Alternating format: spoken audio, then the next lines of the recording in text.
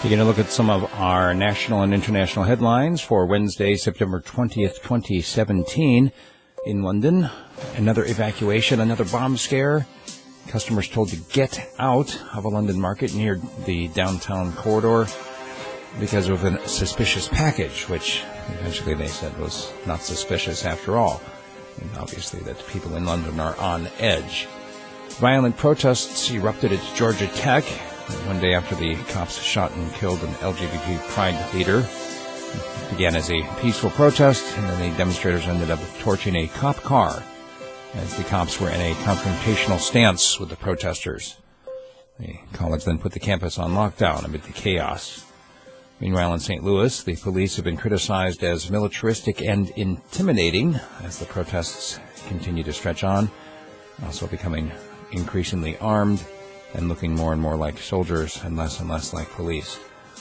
The Senate has backed a massive increase in military spending, the National Defense Authorization Bill. I believe it was passed 89-8. Remember, the NDAA isn't just about military spending. It also sets all kinds of policies in motion. So we may have to dig for weeks to find out what's in this 1,200-page monstrosity. Hurricane Maria has devastated Dominica, and it looks like it ramped up to a Category 5 as it slammed into the Caribbean. Trump's terrifying warning to the world here: I will totally destroy Rocket Man's North Korea, basically promising that it's going to lead toward military action. Nancy Pelosi was forced to leave an event that was supposed to be in support of Daca, which was the dreamers, those who came into the country illegally as children being allowed to stay, and now it's being overturned by presidential decree.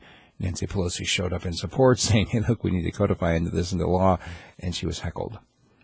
They called her a liar. She was forced to leave the meeting. A terrible incident in Russia during these war games, the Zapad, or West 2017, apparently an attack helicopter, a new one called an Alligator, turned its guns on its own people. They were in the stands. A number of people injured in that incident. It appeared to have been some kind of glitch.